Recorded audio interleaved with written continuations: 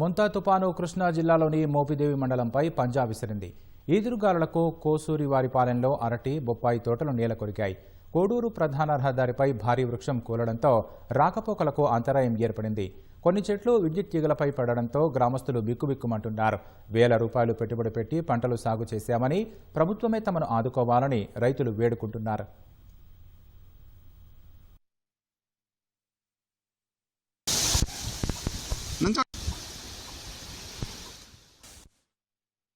అరటితోట ఎకరం వేసాం. ఎకరానికి ₹1,00,000 పెట్టుబడి పోయింది. మొత్తం పడిపోయింది. కంద వేసాం, కంద కూడా పోయింది.